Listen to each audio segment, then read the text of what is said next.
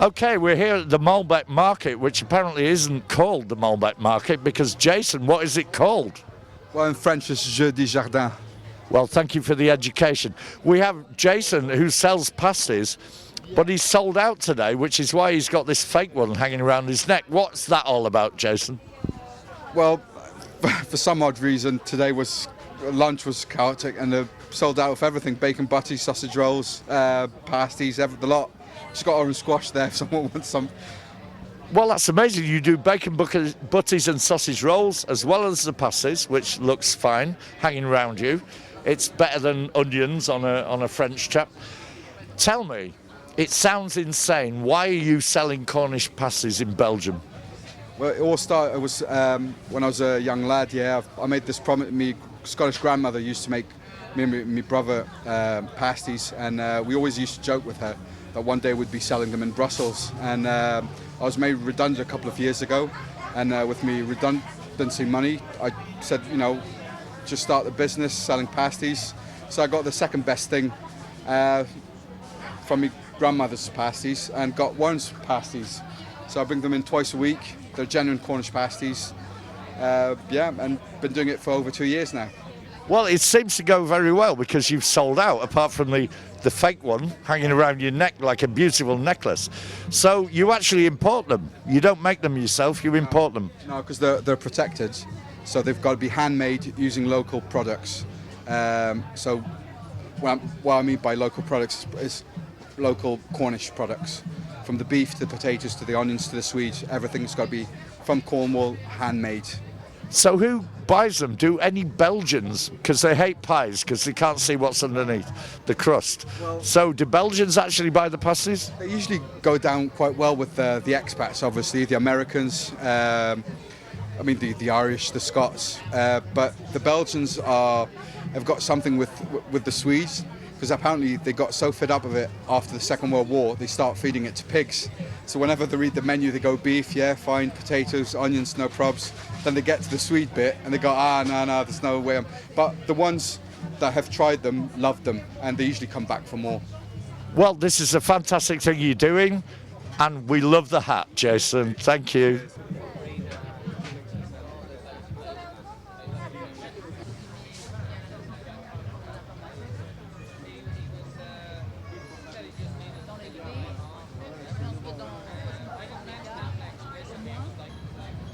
Okay, so you have a stand called Bread is Beautiful. Tell us about it. All right. The idea of Bread is Beautiful came because I live in this area around Schumann since 2007, and I have always suffered of the lack of good bread. So what I did is, after a few years, I started talking to my neighbors and colleagues and other expats, and they had the same need. So I decided, why not creating this bakery and bringing here good bread that is handmade, that is natural, and also that is delicious, because I was suffering also from the lack of delicious bread that has good taste. So Bread is Beautiful exists since 1 month now, and or a little bit more, and we offer a variety of different artisan breads made by some of the best bakers and master bakers around Europe. So we have breads from the Baltics, we have bread from Ireland, French breads, German breads, and the idea also was to offer to all our clients the choice to be able to choose among a big variety of breads. Do you make any bread yourself? No, I wish I could, and probably in the future I will be able to making breads myself in partnership with my bakers, because the idea was, in the end, maybe I hope one day we will manage to make the breads here in Brussels. And is it popular? It is very popular, and I'm very. To be honest, I did a survey first during several months for my market research to understand if really people needed good bread and what kind of breads. And this was confirmed now that I started selling the breads, and they are very successful. So it's going very well. And where are you from? Oh, that's a long story. I'm Algerian. I'm an Algerian selling good European bread. Perfect. We have an Algerian selling perfect European bread. Thank you very much. And we love your hats, by the way, because bread is beautiful. Thank you. Excellent. Right, I'm going to grab James now, and we're just going to take the machine off its little stool and wing it. Here we go. And we're now going to go over to the wild geese where the booze is, because you would expect that we would do that.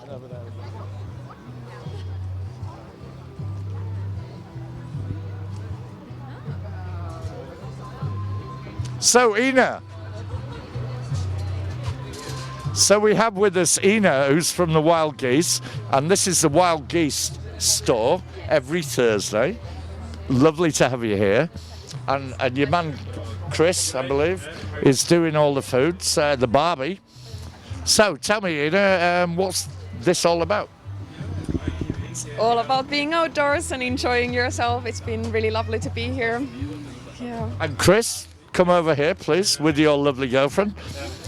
Tell me what's the kind of food that you do out here? Well, we change every week, you know. This week we're doing quite traditional barbecue with sausages, and last week we had more bruschettes with different with prawns and stuff. Next week we're thinking of doing some nice pita breads, and just change it around a bit every week and just try and experience different types of food. Can be eaten outdoors and enjoy the fresh air, and like Ina said, yeah, it's all about. Well, we know that the Wild Geese, under the command of all you guys, has been rejuvenated.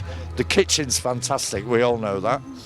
So what the hell are you doing up here when you should be in the kitchen down there, Chris? I'm lucky I've got a brilliant team with me, you know, and we're all going to take turns to escape the kitchen, the dark kitchen, once a week, you know, before we all go insane, really. So it's actually more about sanity for the kitchen crew more than anything else. Well, it's great to know that cooking drives you insane. That's why I don't cook, James, basically. So thank you, Ina. Thank you, Chris. Splendid. And we'll see what they've got.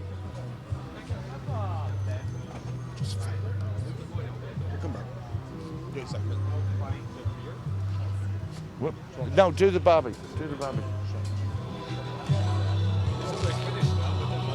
No, it still looks great, mate. Just look busy. It's really easy. And that's Chris doing his busy Barbie thing. Do some shrimps next week, mate. Fantastic. Shrimps on the Barbie. We'll be here.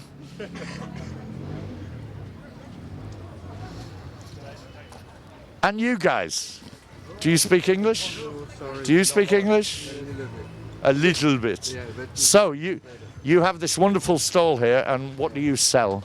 We sell all the lettuce from us farm. From your own farm? Yeah. And the apples, the banana, all the fruits, the egg. And it's all fresh? Yeah, all fresh. All natural, all fresh, all organic, all in Belgium, from Wallonie. And, So what brings you here? What do you like about it? Well, we live nearby, so and today is an amazing day. So we decided to come here to share a beer with the friends. And have food and drink and enjoy the sunshine. This is the main thing, because we are here. The amazing beer, the food, and so on. Amazing beer, apparently, James. That's great. And where are you from, young lady? Where are you from? I'm from Spain. Spain. Spain, yeah. Y viva España. And your friend here, where are you from? I'm from Brazil. Brazil? Yeah. They make an awful lot of coffee in Brazil. So why do you like this place? Well, the weather is quite good now, so there's a lot of people. We can have a beer here and talk. Apparently amazing beer, according to our Spanish friend. Cider, but it's a really good cider also. So why are you in Brussels, all the way from Brazil? Because of her. Wow. I feel like Scylla. Right, I'm going to talk to this young man. Yeah. And where are you from? I'm from Spain as well. I just happened to be in Germany and I'm coming back to Spain, so I'm visiting them for 2-3 days. That's fantastic. So who is going to win the Champions League? Hang on a second. Real or Atletico? Atletico Madrid, Simeone and so on, yeah? There you go, you heard it first. Atletico Madrid will win the Champions League.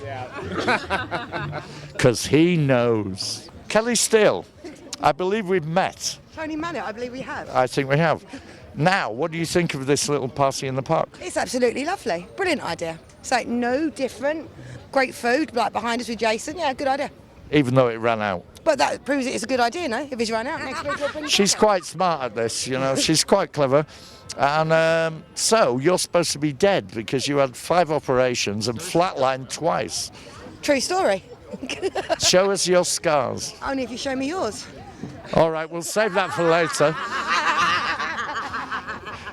Joanna Griffiths.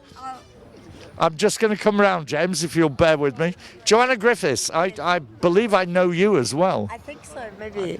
Yes? Yes, So how's the party in the park? it's brilliant, and I'm glad I conjured up lots of friends to come down and enjoy the party. It's not cost you much money at all, is it? No, and I didn't get blown up, so Oh, that's amazing. We went to Maalbeek and didn't get blown up.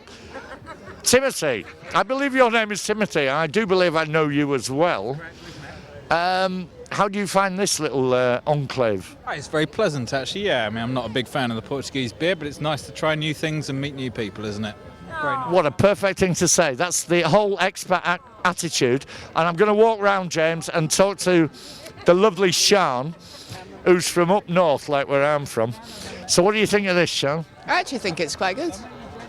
Is that it? Well, no, I'm quite impressed. Yeah. Say something a bit more exciting. I know you're an Everton fan, but push the boat out. Well, yeah, it's good. But there is one problem: What would be the problem? the lack of toilets. Uh-oh, no toilets. Apparently you have to go in the bushes. Apparently, you do. Oh my goodness me, I think we've got a little bit of a problem we need to address. I haven't yet, but I will. Well, you can come back to mine and use my bog. Mine's nearer.